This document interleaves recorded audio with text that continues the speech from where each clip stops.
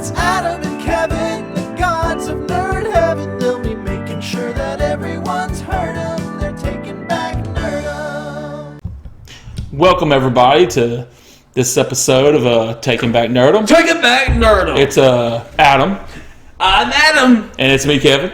It's Kevin. Yeah, and we're back. Holy crap. So you may notice a little difference between Taking Back Nerdom now and previous episodes. We're now going to expand into more of a podcast format. What that means is all your content weekly in one episode, or as weekly as we can get it. Obviously, with so much stuff on hand, I mean, we do so much content. The amount of content we do is insane. The average person would put a gun to their head and shoot themselves. You okay? That's what you do when you take back Nerdom. Oh, you go crazy? You go crazy. But anyways, because of that, the idea is we'll have a weekly podcast format, long-form discussion of the world of nerdom and entertainment that we will discuss with you, unless it is any sort of reactionary video that we happen to be doing. With that being said, what are the topics on today's format? What are we going to talk about first? I got one to roll with. Have you had a chance to watch the Cobra Kai yet? Cobra Kai? Hell no. Tell me What? about it, though. Hey, sell it to me. I'll sell it to you easily. Did you watch the first three seasons? No. You didn't? I think Cobra Kai is G-A-Y. No. You liked the Mighty Ducks, and this is better than the Mighty Ducks. No, it's not, probably. Yes, because you know what makes this thing good? What? The last season that was just released was actually better than the first. The first Not only season, that, and not only that, YouTube original. Yeah, and it was so good that when it went from YouTube original to now it's on Netflix, and they just also renewed it for a 5th and 6th season. And the way they're pumping out the nostalgia of the shows while keeping everything fresh is good. And the fight scenes, you don't got to watch the other seasons. Just watch this last season. The fight scene on the last episode is amazing. Oh yeah, just the whole episode is fighting. And I mean, you're Mr. Sadistic. You would love. You like fighting, so that would be a selling point I would give to you. And the character Johnny in there reminds me of you a lot. You mean, so bad guy? Well, he's not really a bad guy. That's what I'm saying. You need to watch it. You have some free time to watch it. It's really good, and for people that have watched Cobra Kai, you know what I'm talking about. It was good. No, I know. Everyone that's watching Cobra Kai loves it. Well, if you watch it, you'll love it too. It'll pull you in. I understand the concepts of Cobra Kai. Yeah. Well, the first season. I understand the concept of the first season. First season wasn't... Now it's a nostalgia grab, and that's why everyone's fanning over it. Well, no. The thing is... They're bringing back the old people, all the old people. Which old person are they going to bring back in this season? But you know what? They do bring the old people back to bring nostalgia, but like this last season, it was kind of catered in somewhat to a new person they brought just for this season. Oh, really? Yeah, I mean, without spoiling anything, there's a new young boy. I watch scenes. Mm-hmm. So I know that there's this kid being bullied. He joins the bad team. And he basically ends up bullying this kid that's actually friends with the guy. That's the the brother of the sister. Okay, spoiler alert. Just to give you how deep this is, at the end of this season, you don't know who the bad guy and good guy is anymore. Because one of the persons you think is bad is actually good, and he shows his colors. And then one of the persons you thought was less bad is actually worse. And then the main character kind of skips out, and then I'm telling you, give it a chance. Like I said, okay, guys, if you haven't watched Cobra Kai, don't listen to the next few minutes because I'm going to spoil the snot out of it. But here goes. 3, 2, 1, spoiler time. Dude, we all know Kreese was a bad guy in all the old Karate Kids, remember? Yeah. Dude, at the end of this movie, you actually feel series, you actually feel sorry for him. And he gets screwed over. And he did the right thing. Silver was going to pretty much beat the trash out of Johnny. And Kreese showed mercy. Because deep down, you find out Kreese looks at Johnny as a son. And the whole premise of Cobra Kai is you find out Johnny from the first season is not really a bad guy. He had a bad childhood. And he actually tries to be good and actually flip it and make Daniel seem like the bad guy because Daniel can't realize that Johnny's not the person he thinks he is. And then in this show, it kind of, I would say the first season kind of leans on them. And then the next couple of seasons revert to the younger people. And then they're just pillars in the show. They're not the actual focal point. And it's just weird because they make Johnny's son into like a villain, but at the end of the show, he's a good guy. And he was a good guy before he was a villain. They flip the villain and hero dichotomy a lot, and it keeps you guessing. Yeah. And just like they literally there's this guy named, I don't know what they call him, Eagle, Mohawk, whatever his name is, the one with the Mohawk. I can't even remember his name. I've watched it, I can't remember his name, but he actually ends up being a good guy this time, and he wins the tournament. Oh, wow. And just, I'm not going to say any more than that.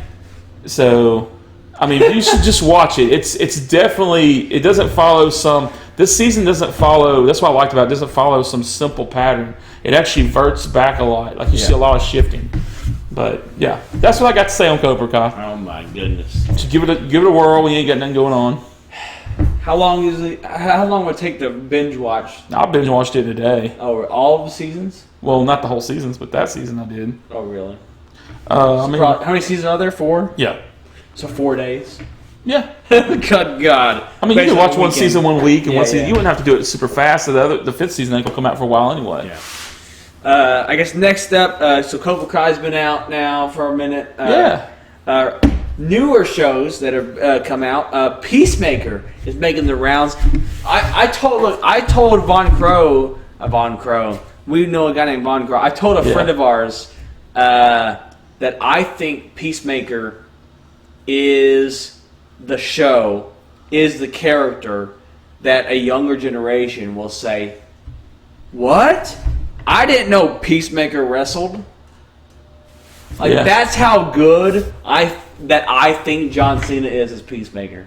Dude, you're the one that told me about that. I wasn't going to watch it. I didn't think it'd be any good. I was hating on it. Yeah. I didn't hate on it from the preview. The thing is, though, I don't think it's funny. My one criticism of the show is I don't think the show is funny. I think it's just good. I think it's really good. But all the jokes fall flat for me. I have not laughed at a single joke. I just enjoy it. I either just enjoy it or I just think it's like really like this is good TV, but I've not laughed at anything. So that's the one flaw of the show is for me is that I don't think it's funny. But I do. The stupidity of it. What he does is stupid. His ideologues on everything is stupid. Yeah. Like the thing that made me laugh, honestly. The thing with me is I've seen better. I've seen funnier stupid. I guess is the issue. Yeah, I mean, but for me, like the two things that pop in my head that were real funny was like when he couldn't shoot the family and his friend just rolls over and starts and it pops him in the head. I guess that is. And then the whole idea of Vigilante thinking that it would be a good idea to go get himself in prison to kill his best friend's dad. Yeah. Like that was going to solve the problem. I'm going to kill my best friend's dad. And he's going to be okay with it, apparently. I think I made it worse. See, that, to me, I don't think what they say is funny. I think what they do is funny. Okay. I don't think the verbiage is funny. It's just like, who does that? Who thinks to himself, man, how do I help my best friend out? I'm going to go kill his dad. It's definitely, it's definitely a show where when you think about it, you think about it long enough, or you think about like what they're doing. It's a lunacy. It's like, oh my god, this is fucking crazy. Which is why I think it's just a good show in general. I think in general it's a pretty good show.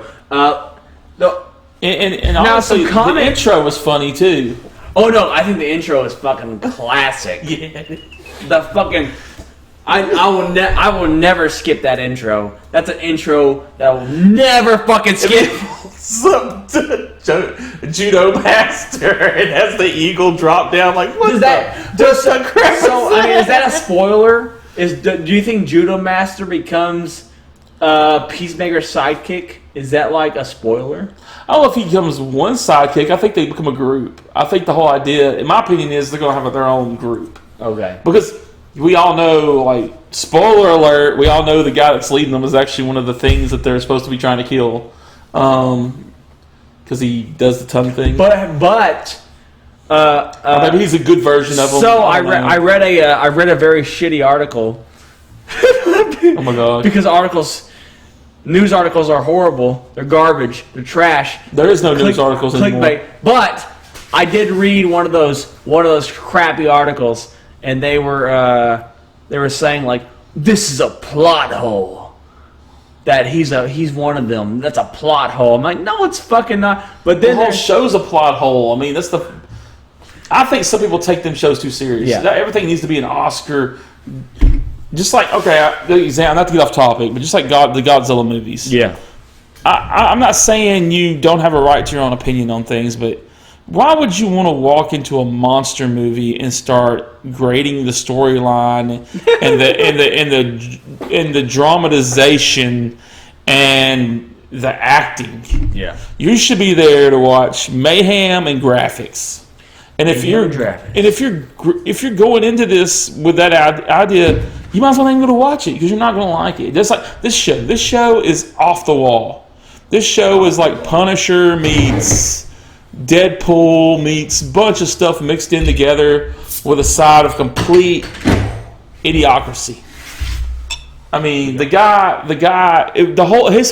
he's a walking fallacy if you think about it, because he's got all this skill and talent, but he doesn't have the brains and he doesn't have what his dad was making his stuff for him. Okay, yeah, he can kill people, but he has to have someone hold his hand to do it. So I think that's going to be the climax, though. Him coming to kill his dad? Yeah. Oh my gosh! You should just let Vigilante do it, or maybe the dude kills his dad and gives him more purpose because he don't seem to have a lot of purpose. He's there because he don't want to go to jail. Maybe his dad doesn't die at all. Maybe his dad becomes good. Yeah. Because maybe that's. Maybe his dad becomes the new leader afterwards. Well, maybe that because there's so here's the thing. There's an entire dialogue happening with some of the other characters with Peacemaker about how, especially in that last episode where he's like, Peacemaker has some good in him, but that man, the man in that jail, he is not a good man. There's nothing good about him. There's not a single inch of good. So I think I have an odd inkling, possibly that verbiage is to have that swerve that at the end of the day maybe he does actually love his son and maybe there is some good in him, or they're either going to do that or he's the final villain that Peacemaker has to take out. Yeah, that might be one thing. It's either going to be it's got to be one. It's going to end up being one or the other. That's kind of like how we're leaning. But anyways, I don't know what that says.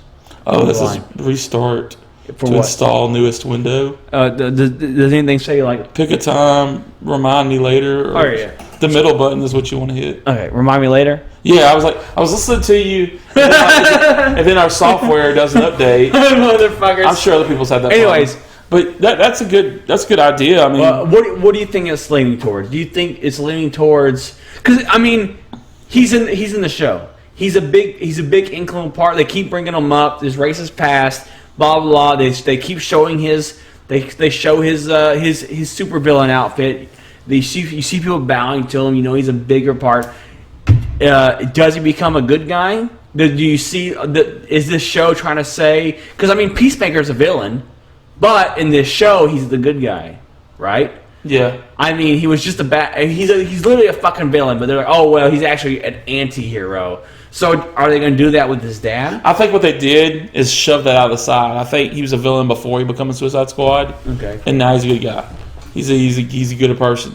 I think the dad's going to stay around because they need to have somebody, because they're already, the fact they showed the guy that's leading them be a creature tells me he's not going to be leading them long.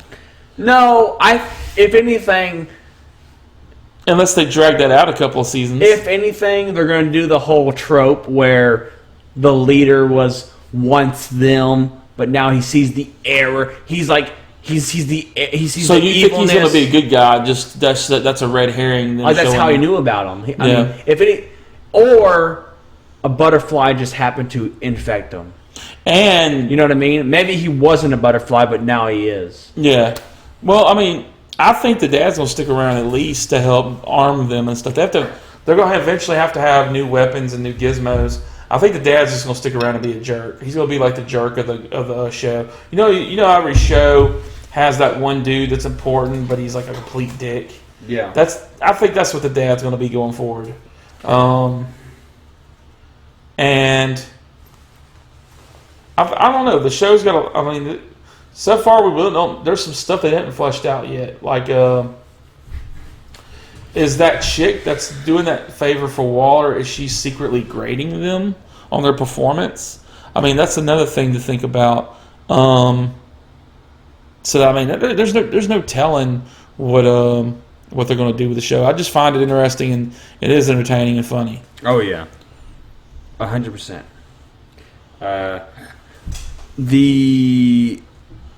It is odd. How many episodes are going to be in this show?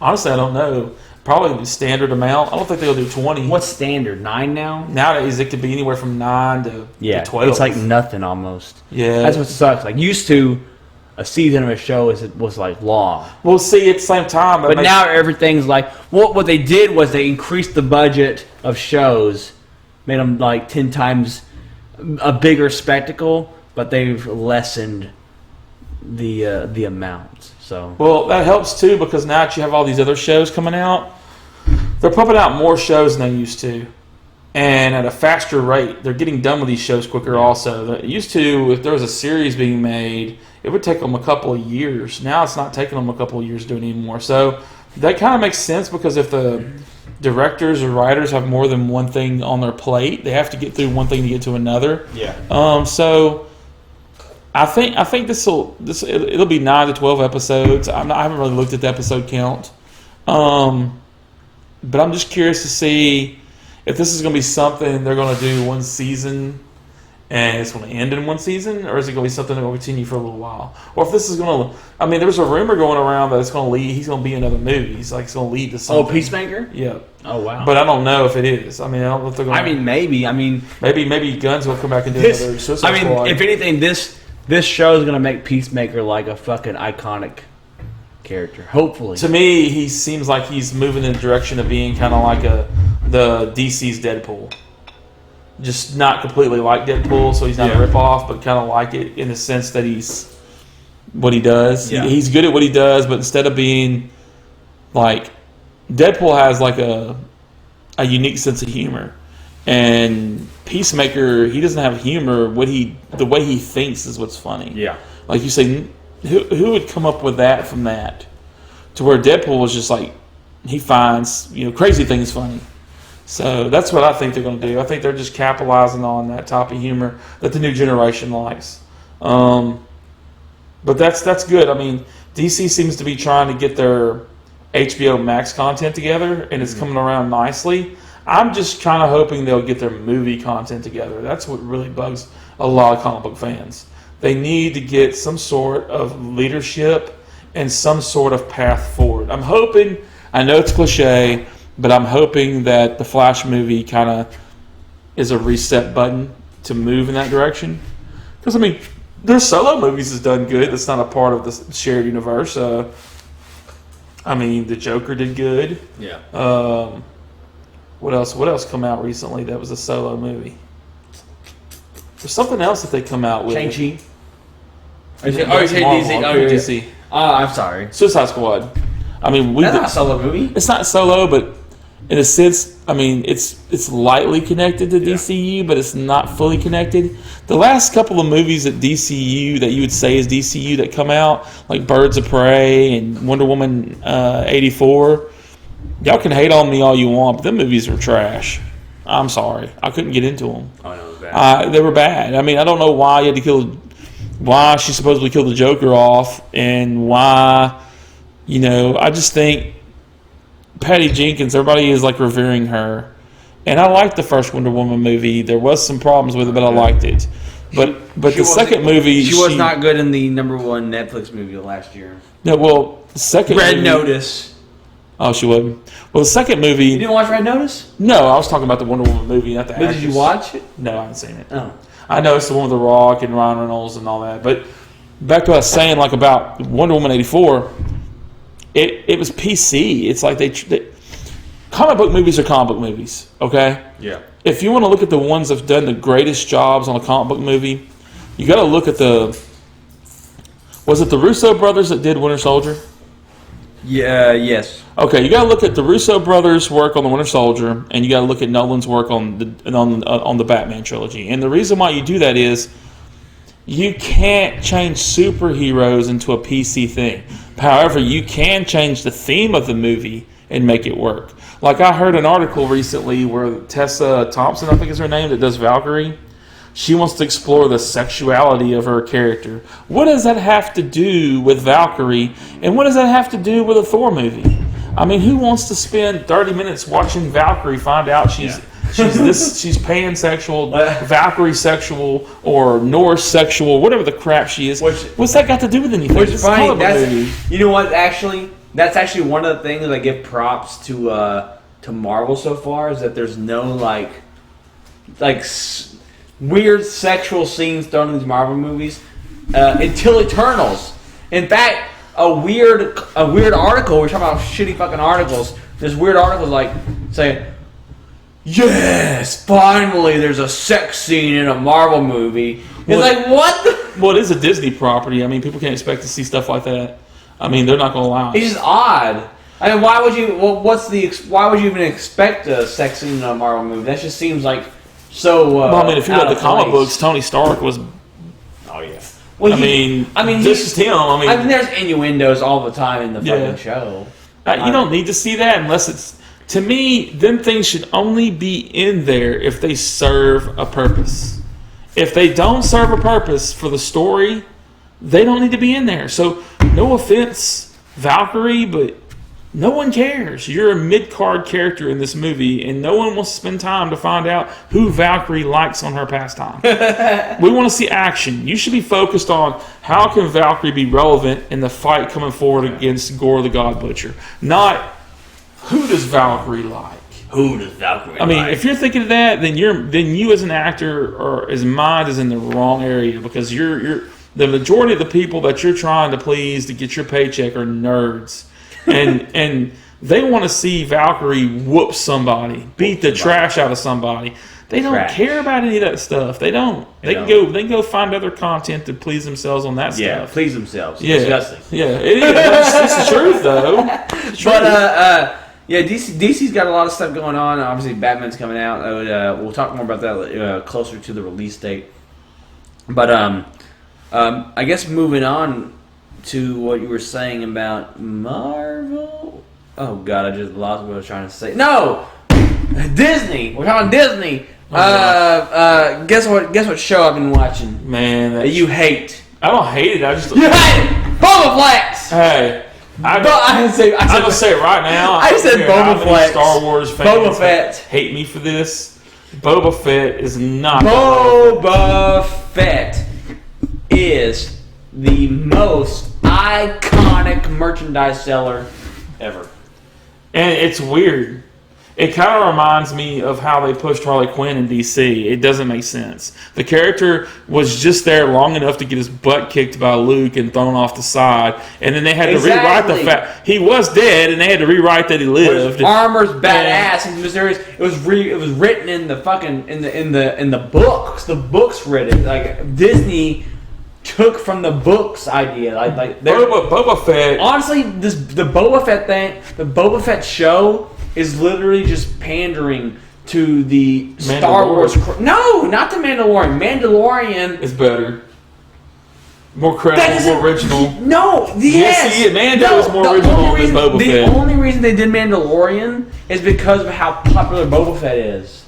That might be true, but at least Mando has shown he can do things that's worthy of his... That's not... I don't know what you're arguing. I don't know what the argument is. You're just saying words. No, Boba Fett to me is the most overhyped Boba character Fett was in Star already Wars written. that's not contributed much. Disney was just trying to dance around the Boba Fett. No. Disney was trying to dance around the already established history of how Boba Fett got out. All right, there's already a story arc written in books that Disney's trying to discredit of Boba Fett getting out and Boba Fett going on and doing badass shit. No, I don't mind that. I don't mind the bounty hunter. To cash in on the Boba Fett hype train, they made the Mandalorian, which wasn't Boba Fett, was Disney's personal original bounty hunter Mandalorian type character. An actual Mandalorian, because the whole thing is Boba Fett is an actual Mandalorian. He's just the son of a guy who killed a Mandalorian for their armor. See, that's the thing. If they'd have come out with a show about Jango Fett, I would have watched No that. one gives Jango Fett's fucking dead. That's Clone Wars shit. Boba Fett was. No one gives a shit. That's why no one gives a shit about back then anymore. All we care about is now and fucking not even now actually. We care about the fucking time between the third movie and fucking J.J. Abrams reboot. It doesn't matter about that though, because Star Wars has already stated that they're moving in that direction. The next slot of movies that they claim they're going to do exactly is supposed to be during the what's it called, the high something. Huh? Yes, the high something. It's back. It's supposed to be back when Yoda was like almost in his prime. No. Yes, it's not going to be about Yoda. It's not going to be about Yoda. No. Yes. We just got to fill in They're the going to the fucking past. gaps. They're going Not back to the past. Movies? They're going back to the past. Movies or series? Movies. No. Yes. No. Yes. First of all, no. Yes. The movies. Look up for yourself. No. Look up the storyline. They Say are Disney's new continuing. storyline, new saga of Disney movies. It's going to say the No, it's whatever it's called. continue. No. The continuation, the future of it. No, they're going to do that. They're going to do that eventually. A different galaxy. They're going to do that eventually, but their next set that they're looking into is going to be back before all this stuff, before the Skywalkers and everything. They want to do that section of lore that's in between the Skywalker and now and the Old Republic, which is the High Republic or whatever they call it. But it's going to be based around that. That's too crazy. Well, that's what they're going to do, and that's why I'm saying, like, if they were going to try to, that's why Kathleen Kennedy needs to be gone permanently. If they wanted to do Boba Fett, I don't have a problem with it, but they should have fleshed him out a little more. To me, as a person just watching it, not reading the books, going into all the other lore like people that are really high into it do, I don't know much about Boba Fett other than what I've seen in the movies. And he got his butt kicked in the movies. He failed to get Han, and Vader had to hold his hand to get Han, and he got his butt stomped and fell off the side. I mean, that to me is not worthy of him having a whole series to himself. So for your casual viewer he got like me, so popular from that. it don't matter. That's why he has a whole series to himself. I'm not talking about popular. I'm talking about storyline. It don't matter. Yes, it does. There's a lot of people out there. Not who to care about fucking stories. Disney who wants to make money. They can make movie by making an anime series of him and not have to actually throw No, him. an anime series. Yeah, throw him into an anime series. They're already in the anime series. Especially, Jango Fett's all up in the anime series. You were talking about Jango Fett stuff. He's all up in the animated. But this is the thing. If they were going to do a Boba Fett series, in fact, hear me out. The people in Mandalorian. Hear me out. The people in Mandalorian. Hear me out on this. In season two, the Mandalorians that Mandalorian meets are in the cartoon. Okay, but look, hear me out on this. Oh my god. They're doing Boba Fett as he was after he left Mando. If they really cared about Boba Fett and wanted to... Hold on. It's a flashback. Well, so there's flashbacks in this. Literally half the show is flashbacks because it's literally him, how he survived the fucking Snorlax pit. What is it called? Oh, snap. There's a name to it. Pit of something. The something pit. Anyways, the fucking shit that he went into, it shows that he survived off of fucking taking a stormtrooper. A stormtrooper fell into the Snorlax pit. And he fucking takes the fucking breather and it's just sucking on fucking the air of stormtrooper masks and shit like that. And he's like just breathing. He's just fucking, he claws himself out of the fucking pit. Okay, but how far? That's about far in the past as it gets, and it starts showing what he does after Literally that. when he went into the That's hole. that's what I'm asking. Okay, but look, then that proves what I'm about to say. If they really wanted you to care about Boba Fett and they really wanted to do it right, so the casual Star Wars fans like me, hold on, yeah, let me finish. Then they should do they should do the show from the beginning. They should show him as a kid and how he become a bounty hunter, and they should show him as a kid in the hold on, I'm not finished. Oh my god! They should show him in the beginning as a kid.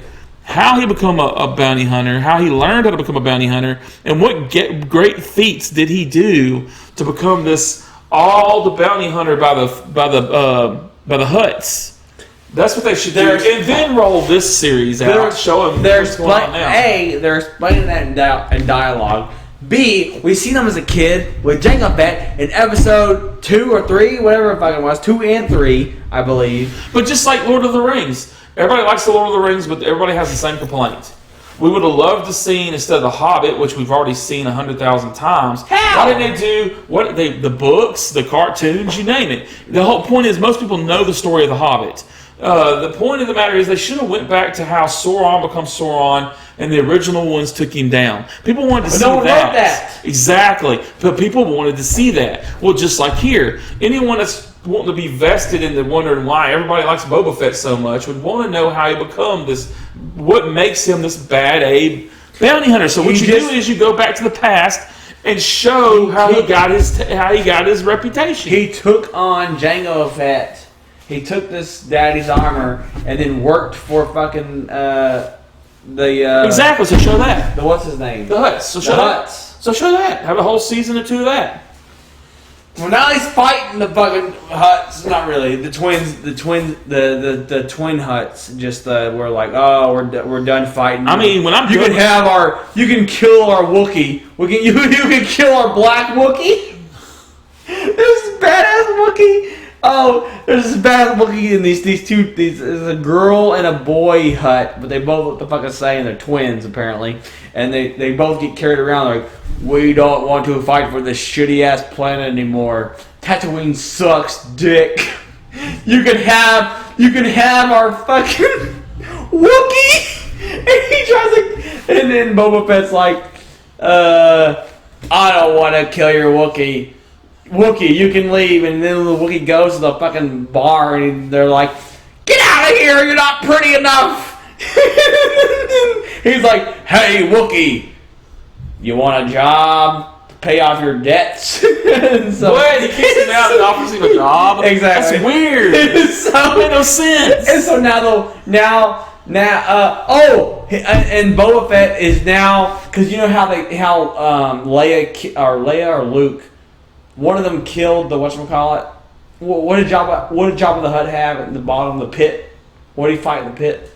I don't know the name of it, but Luke killed it. Yeah. Well, Boba Fett just got a new one. Oh no! But it's like a child, but it bonds with its owner or whatever, or whenever it sees them or whatever. So I think the climax of this show will be him riding that fucking thing. Boba Fett riding the creature. The creature. That's crazy. I wish I remember the name. I feel like I'm less of a Star Wars nerd for not remembering. I can't remember. The movie's been so long ago. But I don't feel bad for not knowing something that happened in 1978, 79. Because there's this guy he's in Spy Kids. Machete. What's his name? Oh, Danny Trejo. Danny Trejo is like the Wookiee. He's the trainer of the Beast or whatever. Oh, okay. And so he's like talking to him. He's like telling him, yeah, he's gonna. We make sure his eyes are closed so that he can bond. He bonds with the first person that he sees, his owner or whatever. And so they make sure he sees Boba Fett, and they see each other. Like, yeah, and if a true trainer. A true experienced trainer will learn to ride them. I've heard of stories of people riding these things. So I think I think the build up will be that Boba Fett learns to ride one of these fucking things in the battle. I mean, I'm just saying for me, I'm not. Obviously, you're bigger into it than me. No, I'm just saying I'm not a big. It's an interesting storyline. I'm not a super duper like. I mean, honestly, for me, I always wanted, and I know it'll never happen, but I want to see a Revan story come to life. I've been a big fan of Revan. I mean, I played the Old Republic, and Revan to me was fleshed out really good in the games. And he's actually the only Jedi that I know that's actually true balance of the Force. He can use both sides and not be swayed. Jeez. And he's real powerful. But, you know, kudos to Star Wars for keeping their stories alive. I just hope they can somehow fix the mess that they did with the last bit of movies. They left quite a mess there, I think. We'll see what happens. They're doing well with the series. The shows are good. That's the odd thing. The shows are good. The movies suck. Yeah. I mean, and another thing, if we're talking about space, something that's been doing pretty good too lately, and I didn't think it was any good until people kept saying it was good until I actually looked at it. Lost in Space? No, I watched Lost in Space. Lost in Space was good, but I think they kind of rushed the ending. To me, Lost in Space had more seasons to tell, and they rushed the ending. That's the only problem I had with it. Otherwise, it's a good series to watch. I was going to say Star Trek Discovery. Okay. I didn't think that was going to be any good, and it actually surprised me. I haven't checked it out yet. What's pretty cool about it, I will say this, not to spoil a ton of things about it, but it doesn't stay where it's at, like the show. The show starts off, if you want to know timelines, in between, like right before Captain Pike. So you have Archer, that was an Enterprise, which is the Scott Bakula series. Then you have Discovery, which is right here, which is right on the edge of when Captain Pike comes around, then later on Kirk. Yeah. Well, this kind of sits there around Pike, and then right before Kirk, something happens, and this show actually goes so far into the future that it's actually beyond Picard and Voyager and all that. Yeah. So now the show, after 2 seasons, is actually now manifested in the future, and they're having to rebuild Starfleet from almost scrap because a bunch of bad stuff happened. Yeah. So that's what's pretty cool about it. It's like you start off in the past and you kind of work your way to the future. I was going to say, though, in general, though, some of the space shows have really picked it up. They're doing good. They're well written. A lot of the era shows, I call them, and then there's another era, and I'm going to jump from space to westerns. If you've not seen 1883, you should do it. Oh, really? Yeah, it's pretty good, man. It's pretty much Oregon Trail on steroids. Oh my god! It's literally the Oregon Trail as a show. Yeah. And I know it's a prequel to Yellowstone, but it's not even nothing yucky like Yellowstone right now at all. It's about these people trying to get from Texas to Wyoming, and it's brutal. So you know what a season 2 just came out that no one. I don't know why not enough people talk about the show, but I think it's probably one of the funniest shows out right now. What? The Righteous Gemstones. I ain't even heard of that. What? Yeah, I ain't heard of it. You're full of shit. Nope, I ain't full of shit at all. Righteous Gemstones? I don't even know what that is. You ever seen season 1? No. Season 2 just came out! I don't even know what it is. With fucking, it's written by, he's in all the fucking James Franco movies. He's in Your Highness. He's in Kevin McBride? Yes! Kevin McBride is like the lead pretty much in the show. He kind of takes the place of the lead. Yeah. Technically there's multiple leads, but he's like the lead, if you know what I mean. Despite there being multiple main characters, he's really like the main character. But he also wrote the show. Oh, okay. So he wrote the show, but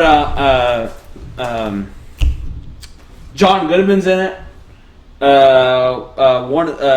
Adam Levine is in it, I believe. Oh, is that his name? Maroon 5? No. My bad. What's his fucking name? Levine's the lead singer of Maroon 5. I know. I'm saying the wrong name. He's Workaholics. He's one of the Workaholics. Not sure. Shit. He's in like a bunch of like weird comedies. Like he's in like every weird comedy you ever seen. He's in. Let me pull up the stuff about it. Yeah, while he's pulling that up, I haven't got a chance to watch too many new things because I've been going back to some old things I didn't get to finish. Yeah. Like, you're gonna hate on me for this, but Adam Devine. Oh, Divine. Okay. Have you heard of him? No. Yeah, I heard of Adam Devine. He's in. Wait a minute. Is that the guy from Pitch Perfect? All right. He's in Workaholics. He's in Mike and Dave Need Wedding Dates. He's in Game Over Man. He's in fucking shit. He in Pitch Perfect? That's he Pitch Perfect. Yeah, I know who it is. It's the guy. It's the funny guy that Pitch Perfect 2. Yeah, he's in all of them, I think.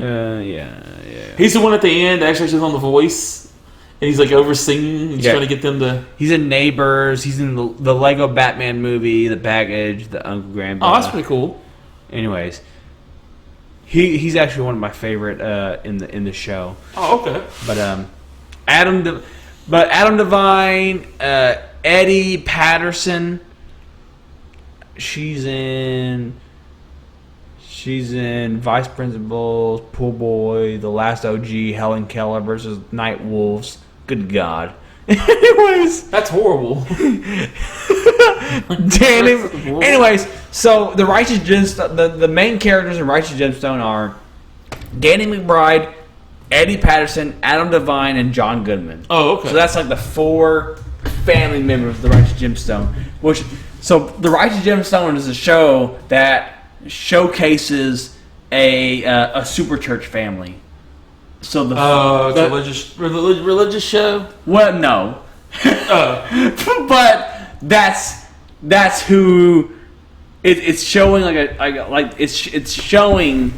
it's like a fucking hard R comedy. Yeah. Okay, like hard R comedy. So, it's based off of mega churches. So, like, that's the comedy. It's like showing like this mega church family. Season 1 is Danny McBride is trying to figure out who's trying to blackmail him for a video of him and his friends who are members of the church, are like the band and all whatever, like members of the church that do stuff. Basically, someone's blackmailing him with a video of them with hookers. Okay, so that's season 1. He's trying to figure out who's blackmailing. It ends up being his son. It's like the whole fucking thing. I don't want to spoil it. It's not really a spoiler. It's it's more of like a comedy. So there's not like, surprise. But yeah, the second season there's only 3 episodes or 4 episodes right now. I've only watched 3 episodes. But don't tell me a whole lot. Anyway, the second season is basically John Goodman's character when he was a kid was a wrestler, but when he was a wrestler, the manager of the wrestling company he worked for was actually a mob boss and used the wrestlers to do hits. Oh, snap. But apparently, like, they are, before he met mom, he had a dark past, blah, blah, blah, blah. But, so, they kind of just, like, rub it off. But, so the idea, though, but this guy shows up that's from his past in wrestling, where he's, like, actually, like, a mobster that broke people's hands and shit. Yeah. And, like, that caused drama. And then there's a reporter that wants to do a hit piece. He's doing, like, hit pieces on all the mega churches. And now he just showed up on their lawn. But then he mysteriously is murdered. And so now that's like the storyline of like who murdered the reporter that was going to do a hit piece on the fucking Righteous Gemstones, on the Gemstone family. So that's kind of like the mystery. Cool. It's a pretty cool concept. No, but it's fucking hilarious. Like, literally, because... Well, Kevin McBride and that Adam guy... Oh, dude. When I seen the few shows Kevin... They're hilarious. Like, the thing is, so, like, John Goodman, he's, like, kind of like a smarter... He plays, like, the smart character. He's the only smart character in the show. Everybody else is complete fucking dumb shits, and that's what makes it's kind of like one of those shows that's what makes the show funny. Yeah, is that everyone is just so dumb, like so stupid, or like have like weird quirks, like the girl character. She like just like screams about shit, or their uncle has a near-death experience. He's like, oh, I seen the light, but he starts repeating himself. I seen her. And then the daughter's like, you keep saying that. saying that. You're saying that. Oh, it's so annoying. It's so annoying. She's openly she's inappropriately vocal about every emotion she has, to the point where like her fiance temporarily leaves her to go work at a grocery store and like is flirting with a girl or some shit, and she like freaks out, like rams her fucking cart through the store. It's like she like beats the shit out of her car and shit, and like just goes fucking nuts. Oh my god, it's a crazy show. Rising Gemstones, HBO Max. It's on HBO Max. Oh, I should look it up then. It was on Hulu, but I guess HBO picked it up for the second season. Oh yeah, they've been trying to get more content. Yeah. No, I mean I didn't finish the last season of Dexter, and it always ate me because I wanted to see the last season, and so that's what I did. I went back to the last season. Oh, the last season, or not the New Blood. Oh, New Blood. I can't bring myself to watch that because I heard and I accidentally read the synopsis. Oh, fuck yes! And it just made me so mad that I didn't want to see it. Dude, I watched the first 3 episodes, and I was getting into it, and guess what happened? What? I read a spoiler. And guess what happened when I read that spoiler? What? I stopped fucking watching. I was like, nope, don't even give a shit. I read that they killed him off. I was like, I'm not watching. That's what I read. I was like, I can just watch the end of this season and be happy with it. That's what I read. And I hate that they killed Deborah off. But...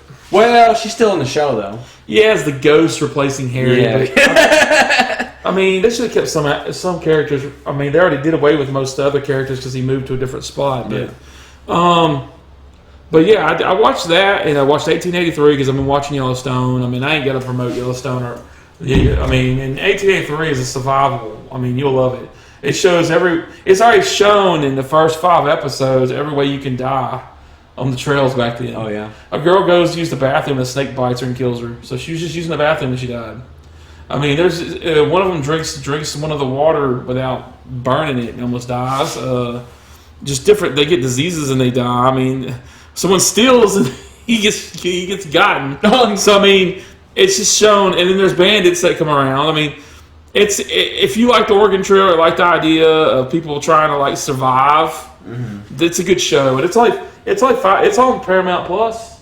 Yeah. It's only 5 episodes in, so it's not far in. You don't even need to watch Yellowstone to watch this because it's a complete prequel. And I can tell you from the first 5 episodes, it's nothing like Yellowstone.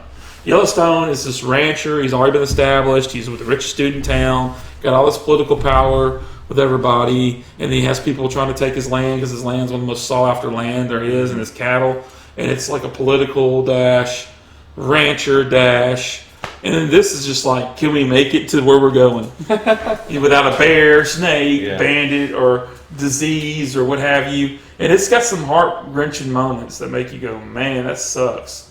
But then I watched that. I've been waiting for The Boys. I've been waiting for there's a lot of stuff coming out that we're waiting for. Huh? Comic book wise, I know you haven't been keeping up with it, but I just started watching the new season of Superman and Lois.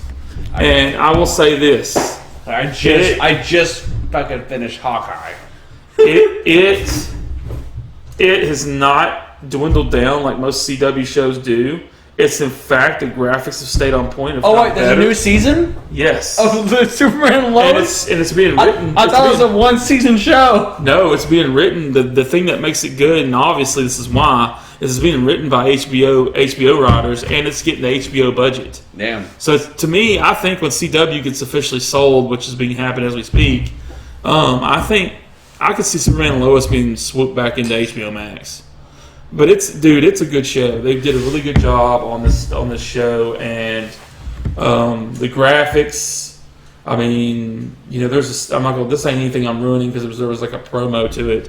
Just him flying into there's like the scene where he flies into the ocean in the middle of a storm to get the submarine that's sinking out of the water. Yeah. The way they show that, dude, in the shots.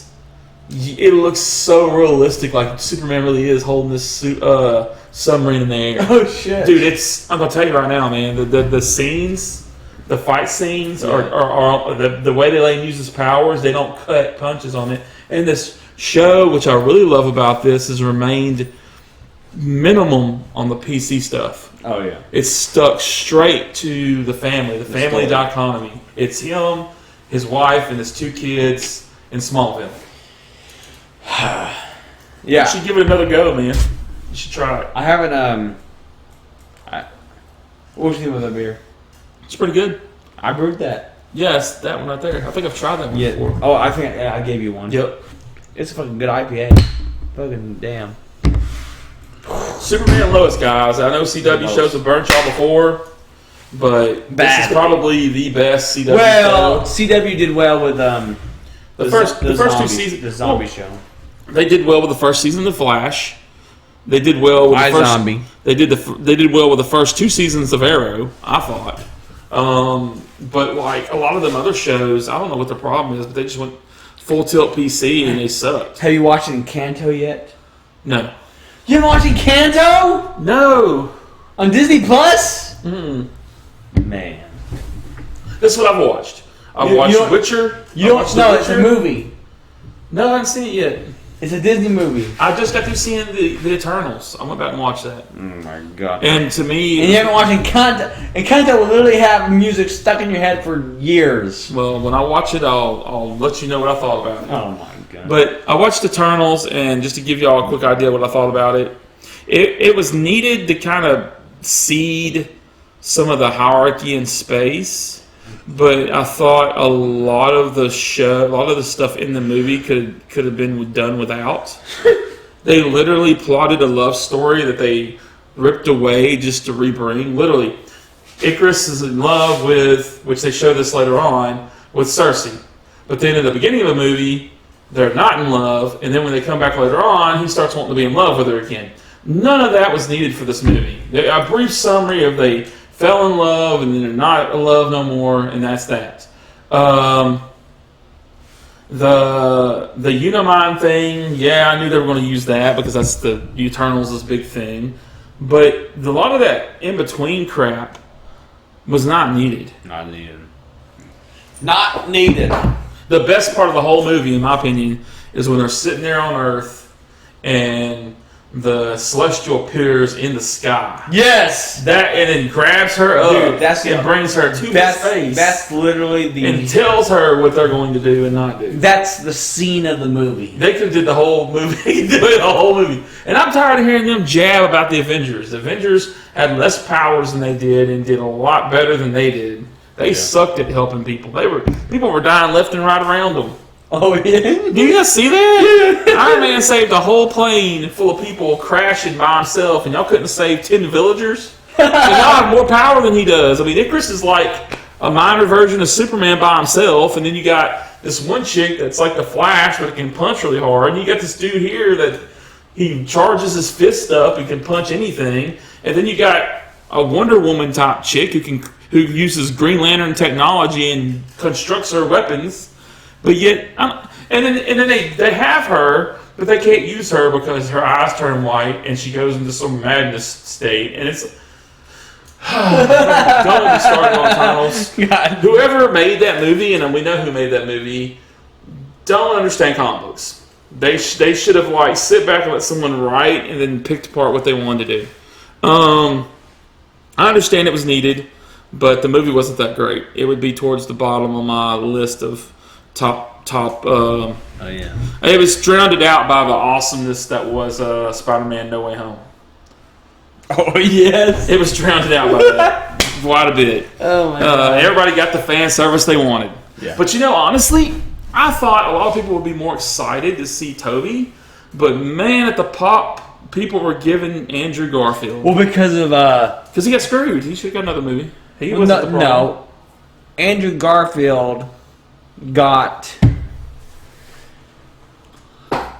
he just was given the time to shine. Yeah. Tobey Maguire was given the time. Tobey Maguire was given the moment to be the elder figure of the Spider-Man. Andrew Garfield was given a moment to shine, like what he can do with like an actual good writing team and fucking directing. Yeah, dude, I've been saying this. But Andrew Garfield, to me, was a good Spider-Man. He just was just the movie. He was written as a bad Peter Parker. Yeah, and then also because he could have. Andrew Garfield as the person has the acting chops to do it well, and he's got the build. He's got the build for Spider-Man too. So that slender build. So what this movie did was show that Andrew Garfield was just screwed with bad writing and not with him. It wasn't him. It was just the writing, the movies, the direction.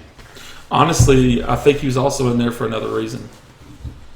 Oh, I think Sony. Movie? No, not just that. I have an idea. I'm gonna throw this theory out just because this is taking back Nerdom, and if this theory comes true, then I can claim that there was another theory. Man, I wished I remembered it. I sent it to you.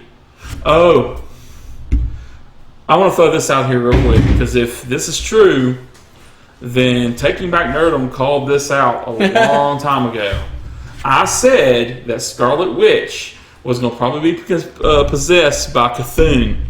And there's rumors going around that Cthulhu is in Multiverse of Madness. So if he is, I called that. Yeah, we did. That. Me and Adam, we called that. So we can actually have a first credibility source where y'all can say, hey, these people actually called something. We are calling shit. This is the next thing I'm going to call. This Andrew thing was a test run. And this is what confirmed it for me. Had Tom Hardy stayed in the MCU and didn't get teleported back at the end of the movie, then this theory of mine would have fell flat of its face. However, it didn't. I think Sony is going to have its own Spider-Man. That way it doesn't feel bad for MCU using a Spider-Man. Because I think the MCU is going to start slowly going away from Peter Parker and moving towards Miles Morales. But there's going to be people out there that say, well, we didn't get all the Peter Parker stories we wanted. That's where Andrew Garfield comes in because he's not that old. He's still young enough to play the role for a while. My theory is that Andrew Garfield is going to be the Sony Spider-Man. And that he's going to... And that Miles Morales is going to be the MCU Spider-Man? I think we're going to get 2 more movies out of Holland. And then either in the second movie, because they've already kind of planted the seeds for Miles, because in one of the movies, I think he talked to somebody that was actually Miles' uncle or something. Yeah. They've already planted the seed that Miles is around. I think we're going to see Miles pop up in the next couple of movies, somewhere. And that's going to be seeded down the road. Peter is going to have his happiness. He's going to find a way to get MJ to remember her stuff. And he's gonna retire. He's gonna hand the mantle, as MCU's been doing, over to Miles. And there might be a movie where he trains Miles before that. Yeah. But that's why, they're doing this right now. Peter can't train Miles if he doesn't know how to use his powers exceptionally well. So the whole idea of No Way Home was pretty much Tom Holland's Spider-Man finally ripping whatever left of the Band-Aid he had on from Tony and becoming a Spider-Man onto his own. Yeah. And he showed that by actually brutally beating the trash out of the Green Goblin. Yeah, right. Because the Spider-Man from Homecoming and Far From Home would have got the crap beat out of him by the Green Goblin. Oh, yeah. And actually the first encounter, he did about get the crap beat out of him. But over he learned to use his powers and let go a little bit. So I think Andrew Garfield, since they've already opened up the multiverse as it is going to be a Spider-Man that Sony can use to make Spider-Man movies, where he can integrate with Tom Hardy's Venom. Yeah, he can integrate with Morbius. He can integrate with the characters that they're creating in their Sonyverse. While, and the biggest clue I have to that is the fact that Eddie didn't stay. If Eddie would have stayed, that maybe they'd have gave him one more movie as fan service in an alternate reality just to give him his third movie. But the fact that they gave him that Hardy went backwards, there's going to be a reason why he's staying as Sony. Tom Hardy is a big actor. He didn't sign on Venom to do a couple of movies and call it a day. He signed on to have a big role. So he's going to have a big role somewhere, whether it's going to be in the MCU, and if it wasn't in the MCU, then he's going to have a big role going forward because you can't keep putting him up against symbiotes. It's going to get old really quick. He has to have more things going on, and I think the thing I mentioned a long time ago that when we talked to Adam about the dichotomy of what they could this is how they could have a Spider-Man Venom fight right now with Tom Hardy and Andrew Garfield without having to wait for Hollins to catch up with the symbiote we've seen left behind. The easiest way to do this is have Tom Hardy introduced to Spider-Man, Andrew Garfield Spider-Man. Something happens that forces Brock to loan the symbiote to Spider-Man so he can have the extra boost of power he needs to defeat something. So when it comes back onto him, there you go, you've already cured the whole logo problem and cured the whole, because everybody knows that Venom is shooting webs and stuff. So now he's got spider powers, transfers it back. Okay, now we got the Venom we all know, right? Well, there's this one plot hole that they left open, and I think they did it deliberately. Venom's love is in New York. Andrew Garfield is in New York. Yeah. So somewhere along the way, after they meet up and after all that happens, they become buds. Something's going to happen that is going to cause Venom to be upset with Spider-Man. Maybe, which would be horrible to do this to his character again because they kind of redeemed it in No Way Home. But he's going to somehow not be able to save her. And when he does that, it's not going to be his fault at all. It's not going to be an issue where he blames himself. It's just going to be one of the things where he couldn't do it. Venom's going to blame him. And then that's where you're going to see the Venom Spider-Man fight. Yeah. And you can have that a lot sooner than having to wait to see where this symbiote goes, who it attaches onto. Because if we wait for the symbiote they dropped off in the MCU, we'll be a while. Yeah. This is a way they can speed up the Spider-Man Venom, and it'll be popular because people are all wanting to see Andrew Garfield. And you want to see a seasoned Spider-Man fight Venom, not a new Spider-Man. So it only makes sense if we had a seasoned Spider-Man. So that's my little theory on that. My theory is that Cthulhu is going to possess Wanda, and she's going to become the villain in the Multiverse of Madness. And we're going to see the Illuminati in there. I think they're going to throw everything with the kitchen sink into this Multiverse of Madness. Oh, yeah. I think we're going to see some of the old Fantastic Four, some of the old X-Men. Some fucking Deadpool. We're going to see Deadpool. Woo! People have been talking about that everywhere. I mean, I watch other content on YouTube, and I don't mind throwing this guy's name out because he's pretty on point. He's very knowledgeable. The Comics Explained guy, Rob, he called this out. I'm not going to take credit for it, but I agree with him. I think we are going to see Deadpool in that movie, and I do believe we're going to see Fantastic Four in there. And Tom Cruise. We might, because he was originally cast. Yeah, Tom Cruise, Iron Man. Just a one shot. Why not? Yeah, they're crazy. Tom Cruise is a good actor. He can pull it off for one movie. Yeah. But I don't think he could pull it off completely because even he said he just didn't feel like he fit the role. Yeah. But as far as him coming in and having a role but not being the anchor because he's not having to pull it all on his own, which he can pull movies. Everybody knows Tom Cruise can pull a movie, but it's just Tom Cruise even admitted the character of Tony Stark didn't fit what he normally plays. He doesn't normally play an arrogant, bashful, sociopath type guy that's kind of has Asperger's, it seems like. Yeah. That's not his forte. He can't do that. I mean, he can, but it wouldn't be one of his better. He wouldn't be able to do one of his better. And plus, Tom Cruise likes to do roles he can do stunts in. This is all CGI. But as far as him coming in one time, I see that happening. And I think the Illuminati are going to get destroyed by Scarlet Witch, and they're going to have to give Doctor Strange some shine. They haven't for a while, and there's been rumors that he's going to be the new center focus of the new Avengers team. So in order for him to be a center focus, he's got to prove himself. And they seem to be moving away from someone they claimed was uber powerful, Captain Marvel. There's been a lot of rumors going around that Brie Larson's role keeps getting diminished and diminished and diminished and diminished. I don't know if you heard about that. But they're pretty much making it sound like they're moving away from Captain Marvel. And the sad thing is, she really hadn't had much to do. She had a movie, movie wasn't super good, but it did bust $1 billion at the box office. Yeah. And her powers are cool.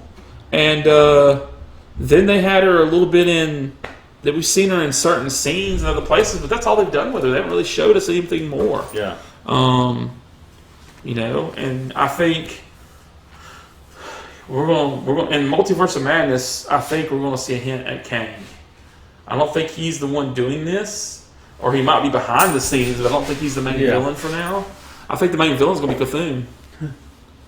I think Cthulhu possessing Wanda is going to be the main villain. Woo! A lot of stuff to talk about. Man, we sat here, we chatted about all kinds of TV shows, Marvel theories, DC shows, Rising Gemstones, the Superman and Lois, all kinds of stuff. Paramount Plus. Oh, for your anime fans out there, Dragon Ball Super's got a new movie coming out called Heroes. And for people that really get tired of seeing Goku and Vegeta get shine all the time, rumor has it, and I don't know if this is true, but just throw it out there to get your get some spike for this show. Gohan is going to be given shine from what the rumors are saying, akin to his Cell Saga shine.